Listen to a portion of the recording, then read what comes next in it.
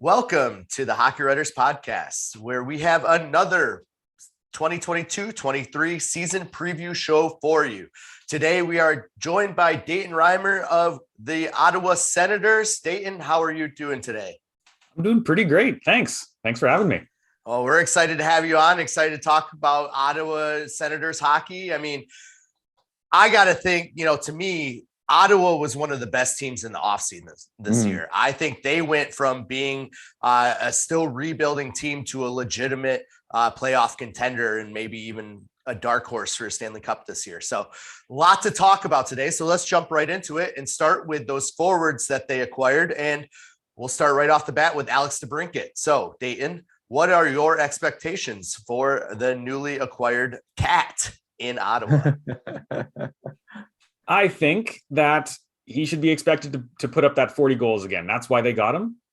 They needed goals. Their biggest goal producers last year kind of struggled with injuries, Batherson and Norris. They need somebody to fill in that goal fill in that goal. And DeBrincat needs to be that guy. So that's the expectation. So 40 goals, 70, 80 points. That's what they need from him. And I think he's more than capable of hitting that. Yeah, well, I mean, I was surprised that DeBrincat went to Ottawa personally. I didn't think that's where he was going to end up. I thought he was going to end up being maybe, I don't even know where I actually expected him to go, because it just seemed like there were so many teams that were interested and we didn't really know what Chicago wanted in return too. And what they actually did get, I wasn't that good personally. I don't think the return was for what the player he is and how young he is still. I mean, this guy's not a guy that's going to be retiring in a couple of years. This guy is could have been part of the rebuild in Chicago. Now he's, in Ottawa. I guess they'd be in a rebuild too, but they're closer now with the acquisition of him. But yeah, I do agree with you. I think he's going to he should be expected to hit 40 goals. I mean, playing with some of the talent that we'll talk about quite a few of them. That he's going to play with. It's going to be pretty good. So, yeah. Let's talk about a veteran though, and they got this guy too, and Claude Giroux, and he's older, but I think he still has a lot of game too. So, what are your expectations of the former Philadelphia Flyers captain?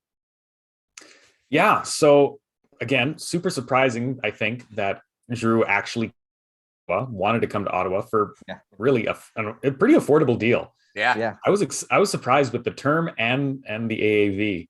Yeah. So he's not the Philadelphia Flyers captain anymore. He's not going to put up 80, 90, 100 points. No. But that's not why they got him. They got him for that veteran leadership role.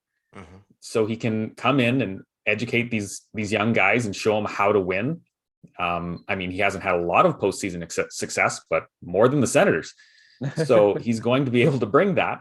I think we should be looking at a very similar season to last year, hitting at about a 60-point mark, probably chipping in for about 20 goals. I think that's totally respectable. I think he wears a letter, probably an A. I mean, Tkachuk is the captain, but definitely give him an A. I think I would watch just to see how his speed handles, because the Senators are a young, fast team, and he'll need to keep up with the guys on his line. So I don't think it should be a problem, but it's something to watch. Yeah, I mean, he is getting toward the end of his career. We're just talking about DeBrincat coming over not toward the end of his career. Well, Claude Giroux definitely is. So yeah, the speed will be a big factor, but I think you're absolutely right. That leadership, just, the leadership he brings and that experience, that professionality he brings to the team is unmatched. I mean, Giroux is one of those guys that has always been a teammate type of guy and just been, a blessing in every locker room, or mostly just the Phillies locker room, or the Flyers locker room, Philadelphia Flyers. Sorry, it's been a long day. But he looked to go to Florida to get that cup, and now he's kind of still in that, swan song of his career, but he's going to Ottawa, which, like you said, was a big surprise. But I'm excited. I think that move in itself is just explanation to the Ottawa Senators fans that, hey, this rebuild is almost done. And I think that is just the biggest takeaway from picking him up this year. So, he could sit there and be a doorstop on the bench for all I care. I think he's bringing something good to Ottawa, no matter what his role is there. So, all right. But another guy that is, kind of the team has been building around the past couple of years is Tim Stutzle. And, he just signed a massive 8-year contract after his breakout season. So what are your expectations for him coming off of this extension and, career year? Yeah, I think all eyes are going to be on him this year. I think he makes now more than Tkachuk. Yeah, I think so. If I recall correctly. So that's a lot of pressure for the kid. And he's only 20 years old. I think just hitting 21. Yeah. So Senators are going to want to see him play like an $8 million player. Arguably, he wasn't there last year. He had a breakout year. It was great. That wasn't an $8 million player. They want to see him become a top center. So really establishing in that first, second line, somewhere along that line. And trying to get to that 70, 80 point mark and eventually surpassing it. He's not going to be a top flight scorer. That's never what he was projected to be, but that elite two-way center that can play basically anything you need him to, just an excellent setup man. They need to see him become really tight with DeBrincat, basically replacing Patrick Kane. Big shoes to fill, but if anyone can, Stutzle will. It's just kind of seeing him really fill that role of being an $8.3 million player. Yeah. Oh yeah. I mean, those are huge shoes to fill, but I mean, they've been banking on him for the past couple of years to kind of be that guy. So hopefully he can deal with that pressure. Yeah. I mean, he should be able to. There's been nothing so far in his career that points to him not being that. Last season was the taste. Yeah. Well, like the thing is I mentioned this on Grindline that he's not getting paid for what he is now. He's getting paid for what he's going to be. Oh, yeah. And they're expecting that maybe not this year, but, in the future that he's going to match that contract. And his talent level, I think he will eventually. It's just, I think Ottawa Senators fans shouldn't be expecting that right now. Like he's not a 100-point player or whatever, or like a Jonathan Taves, which I think he's more that. He's, like you said, two-way center, not a guy that's going to be hitting those 100+ points all the time. Like Pat Kane, that's not who he is. But playing with some talented players, I mean, points will come. I mean, you're playing with DeBrincat, those passes are going to get, he's going to score. So you're going to get an assist. So it's like, and to, add what you said, they signed him for the future, right? They signed a 20-year-old for an 8-year contract, hoping that by the time he's 24, 25, 26, those years, it's when he's going to be 100+ point producer. And so, building to that is really what they're banking on the long-term bet. Yeah. Which I think he probably, like I say, he's probably going to hit it, but it won't be this year. At least I don't think it would be. But we'll just have to see. Quite the treat if it were, though, eh? Oh yeah. Right. Well, he's got a lot of talent around him. That's true. They added a lot more talent to him, so you never know. Well, let's talk about some of that young talent that didn't come, but they're already there. And Brady Tkachuk, and he had a breakout season. A lot of Senators actually had breakout seasons, even though they didn't make the playoffs or anything. But they still had a lot of their forwards were scoring a lot. So Tkachuk was one of them. He's basically fully established as a top line forward. And you look at his goal totals, point totals last few years, he's basically an established player now. But does he have more to give? So his brother, Matthew, broke out last year, over 100 points. Do you expect him to be able to hit that this year, be like a 100-point player rather than just what he's been over the last couple of years? This year, I don't see him being a 100-point player. I did a little bit of research into that, and I noticed that, okay, so Matthew hit it in about his 6th season. So he's fully established. He'd had a couple of, point per game seasons already, and then he broke out, had some great line mates with, I'm pretty sure it was Giroux and Lindholm. Yep. And Heck of a just line. everything just clicked. Yeah. Brady's not quite there. I think this is his 4th season, if I remember correctly. So yeah, he's still really young, but he's starting to show that offensive talent. Also, correct me if I'm wrong, but I don't think he's ever shown as high of offensive talent as his brother. I don't think so. He's always been more of that physical, in your face type of player who's going to put up 70 points when he's, kind of at his peak, but probably not much more than that, which, I mean, that's not what he's there for. You need somebody to stand in front of the net and, make goalies' lives a nightmare. And he's perfect at that. So yeah.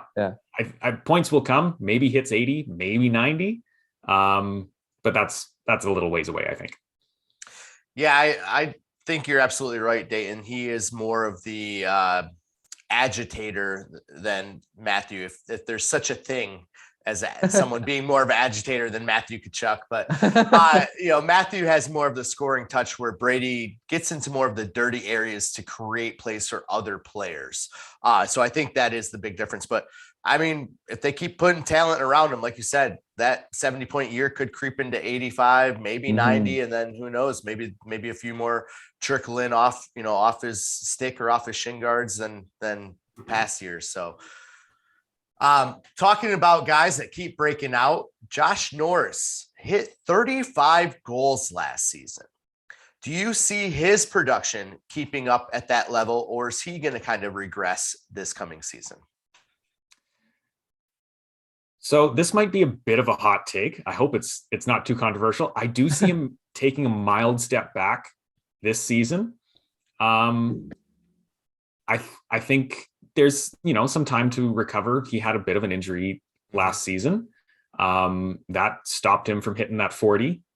I don't think he hits 40 this year. We'll have to see. But I think he's going to be around that 60, 70 points. And I don't know if he'll be able to handle all that pressure with his brand new contract, just like Stutzle. So yeah, he might take a little step back this year, almost like a delayed sophomore slump. But he'll be right back. I think he's going to hit 40 goals probably within 2 years. And then 50. That might be in the question here. He's shown he has the skill. Now, as long as Matthews is in the league, I don't think he's going to win the scoring race. But I think he'll compete at least, sometime down the line. Yeah. All right.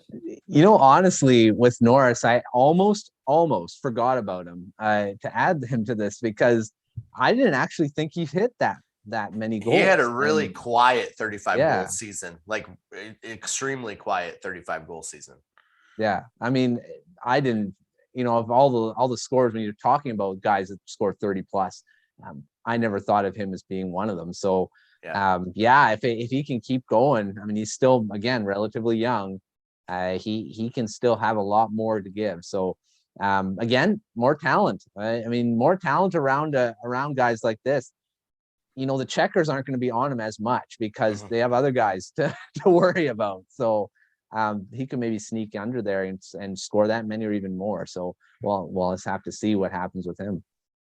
Yeah, I think it's also because DeBrincat will be there this year. Yeah, a lot of pressure will be for him to score because that's his job. Yeah. And so some of the pressure will, I guess, kind of come off Norris, and so he won't be relied on for that high goal scoring, because the Senators' offense was not fantastic last year. Yeah. Right. Yet, like you said, a really quiet 35 goals, which ranked top 30 in the NHL. Yeah. Who does that? Suddenly the Senators is in top 30 scoring. That hasn't happened in years. Yeah. So yeah, I think he could hit 35 again, but the expectation would be for him to get beyond that. And I don't think that's going to happen this year. Maybe next year. Yeah. Fair. Well, he has a lot of time. Yeah. I mean, so yeah, he's still got quite a few years to do that. Well, you mentioned guys that haven't done that in so long. Well, now this team is pretty stacked offensively when you look at their forwards. Do you think this is the best forward group since the Senators had Jason Spezza, Daniel Alfredsson, Dany Heatley as that ridiculous line. I think they were called the pizza line, as they would give out a pizza every time they scored or something like that.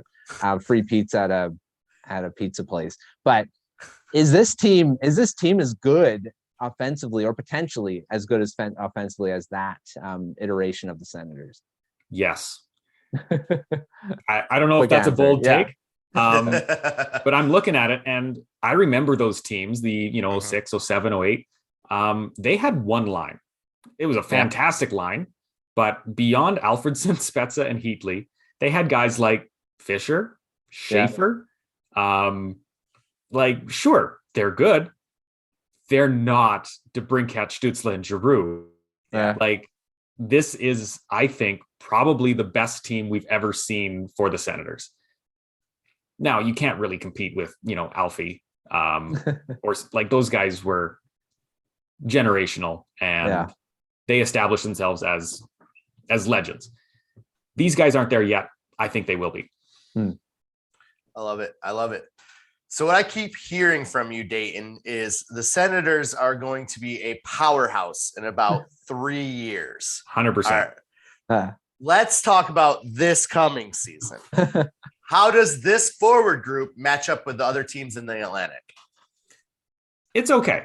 I think they have as much skill as almost any other team, but they don't have the experience. They're really young. And so they're going to need, it might sound a little strange to say, but almost need to learn to lose. Because the last 2 years have been, we aren't going to win. And then it's a surprise when we win. I don't think that's learning to lose. That's just kind of taking what you have. Right. Whereas now they are expected to win. And now they have to lose with grace and sort of figure out how to recover from those losses. I think we're watching the Leafs do that now. And honestly, it's surprising to see that it has taken so long for them to learn to lose.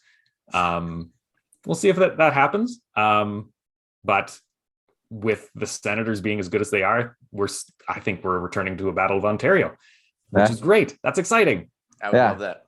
Oh, and I mean, you hear of all the teams that went through the grind of the playoffs and lost a heartbreaker and then would come back in the next year or two and win that Stanley Cup. I mean, happened to the Lightning in 19 when they got swept by the Blue Jackets. Happened last year to the Avalanche, really, when they kind of got chased out when they thought they were on their run. And so you kind of see these teams have to go through that adversity before they get to that Stanley Cup. So like you said, if they can learn to lose, which some teams don't, but if they can learn to lose, then that's a big step forward for them, in terms of being able to compete down the road.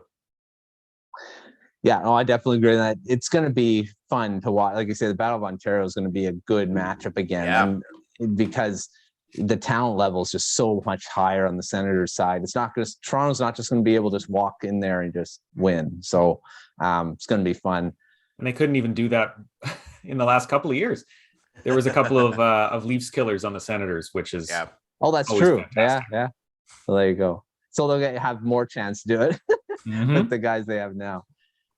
Okay, well, let's shift to the defense, which is not as stacked. They didn't add a lot to this group, but they still have a guy that is probably one of the best younger defensemen in the league, in Thomas Chabot. He hasn't hit those totals that he did in 2018-19 at 55 points. But now, with the talent that he's got to pass to, I mean, he's going to be able to pass to DeBrincat, Giroux, guys like this. Do you anticipate those point totals to get to that level again? I actually don't. I think he's going to hover around that 40, 45 points again. And I think that kind of really hinges on how he's utilized. DJ Smith has really shown that he trusts Chabot and kind of no one else. So he gets overused and then he gets just wiped out. Like, you can't be playing 30 minutes a night for a whole week. That takes a toll. So other guys need to step up. And there's a potential that others could. We've seen some glimpses, but right now I think he probably relies a little bit too much on Chabot again. And that's gonna, it's gonna hurt him because the defense core isn't great. Yeah. And so you have one guy who can really move the puck, a couple other guys who they're okay, and then the rest are there until they get replaced. Yeah. Sure sounds like the Canucks. You're just describing them right now. Quinn Hughes and no one else. Yeah, a little bit. Oh, that's great. That's great. All right, let's talk about another guy who seems to have or seems to be under a microscope this year, and that's Erik Brannstrom. How much pressure is on him to perform this season, and what are your expectations for what he needs to do to make himself a mainstay on this team? Oh, there's tons of pressure on Brannstrom this year. The deal that he signed, it's a 1 year. Is it a 750 or a 950? Yeah, I think. Yeah, it's under $1 million. Yeah. This is a show me deal. Yeah. This is you've been on the team, you've had your chances, prove it that you're worth our money, basically. So yeah, he's going to be under immense scrutiny this season, and he's been getting better. His defensive game has definitely improved. The only problem is his puck moving game hasn't really followed, and there hasn't been just enough consistency in his game. He hasn't shown that elite skill that they traded for. So he needs to show that. I think he can. He has the skill. He's been slowly improving. I think if he gets the coach's trust, he can really show that he deserves a place on this team. I don't know if he can get coach's trust, though. I believe in him, but my realism is like, I don't know. What would, besides just getting that coach's trust, like what would be a successful season for him, or what do you expect? Like, where's the benchmark that you feel he has to hit to, prove himself? I think we got to see 30 points. Okay. I think for a puck moving defenseman, he's going to be tested out, I think, on that second pairing. If not on the first pairing with Chabot.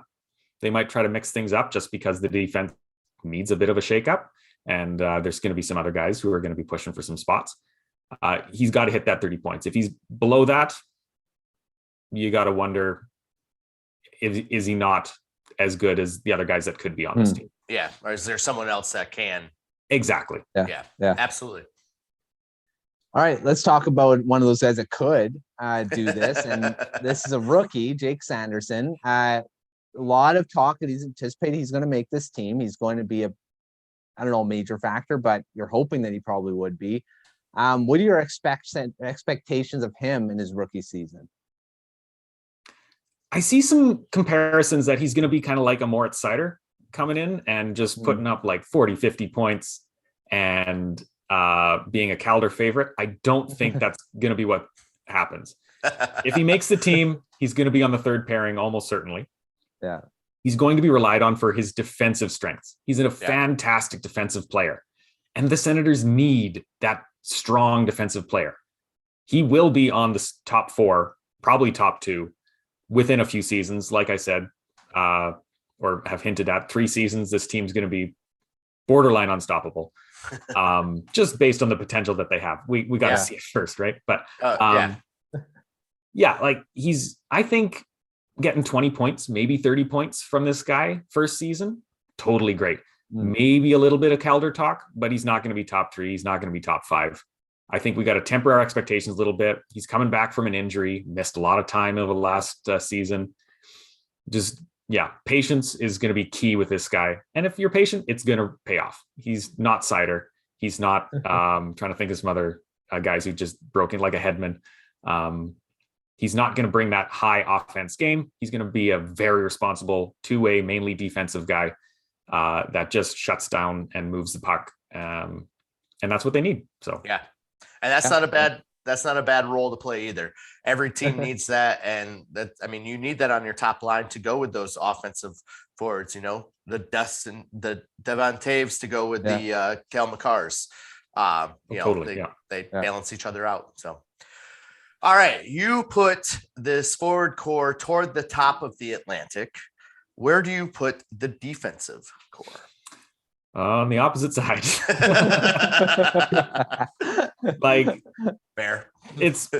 We can't hold any make no I'm trying to think of a word and I can't. It's just it's not great. Like, it hasn't changed. Chabot is fantastic. Zub is good. But is he better than a lot of other teams have? No. And like, what do we got else? Hamonic, we've got Holden, potentially getting Sanderson in there or another rookie. That's a weaker core. And unless one of the rookies steps in and just transforms everything, we're going to see them once again probably struggle to stop the puck and prevent a lot of shots. The only benefit is that we should be scoring more, or the Senators should be scoring more. Yeah. Well, you talked about stopping the puck. They have not two. They have one new goaltender that's potentially going to do this and be more consistent at it, in Cam Talbot, coming over from the Minnesota Wild. But he's going to be, like we just talked about, the defense not being very strong. He's going to be behind a defense that's not that good. So, or at least weaker than in Minnesota. Do you expect him to perform with a weaker defense in front, or is he going to regress and not be as good of a goaltender? Talbot was acquired, I think, because he has been so consistent over his career. Like, he's a .915 save percentage guy for basically 8 of the 9 years he's played in the NHL, which is great. That's a fantastic backup or, whatever role he's been asked to play. Sometimes that's been a starter, but he's been all over the place. And last season, he honestly, that was a surprising finish, I think, to get 32 wins. And that, I think it was a .911 save percentage, a little bit lower than his average. In the Senators, he's going to face more shots. They're going to be higher danger. The defense isn't improved. And Minnesota plays a defensive style, as far as I can remember. So he's going to take a small dip. I don't think it's going to be huge. I think he's going to be still around that .910 to .915 for a save percentage. But like, I don't know, 20 wins, 18 wins. I think that would be fine. Okay. Well, let's talk about his counterpart then. Anton Forsberg did play behind this defense last year and had a great season.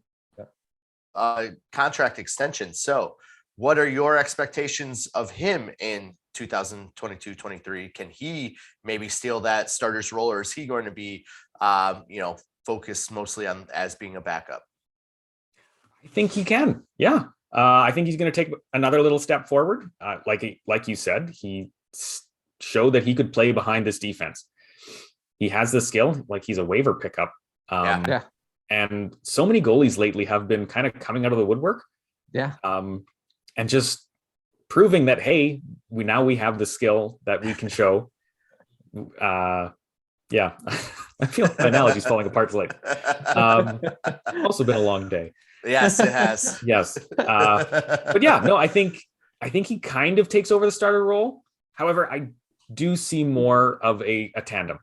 I think Forsberg has the slight advantage, probably starts 45 of the games, with Talbot maybe getting in 35 to 40. Well, probably closer to 35 based on how the season is. But yeah, I think it's going to be a really good tandem with a guy who has the experience and then another guy who has shown he has the talent. So you see more of a 1A, 1B type thing moving forward. Okay. Yeah, because that was my next question. I mean, you kind of answered it in that last one, but awesome. So let's move on to the matchup. You said defense on the low end, offense on the high end. Where do you see the goaltending matching up in this division? That's a tricky one, because there's some really strong goaltending tandems in the Atlantic. We've got Knight and Bobrovsky in Florida. We've got Vasilevsky and whoever backs him up. Doesn't really matter. He plays like 70 games a year anyway. It doesn't really matter. Yeah, right. That's nuts. It doesn't return to the goalies that I remember cheering for, getting the 70, 80 games. It's insane, but he like never wants to sit. So seems to be working out. Like Talbot and Forsberg, not even close to those guys. We got to be honest. That's not where they are. However, if we're looking at Jake Allen and Sam Montembeault, I think I said that right. In Montreal, we've got Swayman and I'm forgetting his backup. Ullmark. Yes, thank you. Ullmark. In Boston, probably comparable to that. Murray and Samsonov. Samsonov. Yeah, that's I forgot about that. I was going to say Mrazek again. It's like, no, that was last year. Yeah, I think they went backwards in goaltending. I think so too. Yeah. We've seen how Murray performed in Ottawa. I was going to say, you got to see him firsthand. So wasn't fantastic. And there was a lot of things going on there, right? Yeah. Injuries weren't helping, then inconsistency, and then you kind of lost the confidence of the GM and the coach, and like that's gonna affect you huge. Yeah. Goalies it's a very mental position. So absolutely, when you know that you don't have the confidence of the team, things are gonna fall apart. Yeah. So I would put the Senators goaltending probably right in the middle. It's not the best, but I don't think we have the worst. So right in the middle. I like it. We got the top for forwards, the bottom for D, and then the goaltenders in the middle. That's a pretty balanced team, if you ask me. All right. We love it. Well, let's move over to our quick fire segment. This is where Matt and I are going to throw different questions at you. We just want you to give us, could be a one-word answer, could be 1 to 2 sentences if you want to explain your answer a little bit. But just go ahead and give us what you think are, your answers for the Ottawa Senators for these questions. So I'll start. What is the biggest storyline or question mark heading into the 2022-23 season? I think it's where the Sens are going to finish in the standings. All right. There you go. All right. 1 or 2 breakout stars. Stutzle, I think, is going to take another step forward, be a huge performer. And then I'm going to pick Brannstrom as my second breakout. There you go. I love it. Who is one player that needs a bounce back from last season? Travis Hamonic. Coming from the Canucks, not a waiver pickup, a trade. Yeah. He needs to be that good two-way guy again. Look promising. We need to see it over a full season. So got to bounce back. Yeah, definitely agree with that one. Yeah. I was really surprised they got him in the first place. Everyone was. Right. Yeah. One player that could be an X factor this season. DeBrincat. Got to score those goals. And that's about all I can say. Yeah. Definitely. All right. You might have mentioned him already, but who's your one rookie or prospect that could surprise and make the roster out of training camp? I'm going to go with someone else. I'm going to go with Ridley Gregg. Ooh, nice. Ooh, I like that.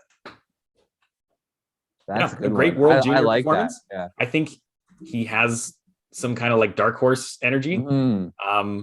He's one that you wouldn't expect to make it, but definitely could. I liked his game at the World Juniors. I would love to see him get a shot, even if it's just a like nine game tryout or whatever. Like, I love Ridley Gregg. I've mentioned that a lot on Prospect Corner. So that'd be awesome to see him make the team. All right, what other player should fans be watching that we have not mentioned yet? I'm going to say another weird one, Parker Kelly. So he's fourth line guy. He was on pace for 30 points. Yeah. He was putting up crazy points just from a very, very limited role. Yeah. Give him more of that ice time. I think we could see a 30-point player, maybe even 40. Nice. If you can get 30 points from your fourth line, I mean, you're doing something right. I mean, really hard worker. They're getting 5 minutes a game and averaging, a point every third, fourth game. Like, that's huge. And that was Kelly. It was great. That's awesome. All right. Who's going to lead the team in scoring for forwards? Batherson. And who's going to lead this team in scoring for defense? Chabot. That's an easy one. Man, we didn't mention Drake Batherson. We didn't. Yeah. Ooh, there's another talented guy. Another guy we haven't mentioned. Fans should be watching there. He's got a lot of talent. Sorry, Batherson. We got to mention you. The Senators got too good this season. We're getting players. That's what I'm saying. They had an A+ off season. Absolutely. Definitely. Yeah. All right. One player that could be traded before the deadline. So here's a weird one. You could even combine this with my hot take for the next question. Tyler Boucher. Okay.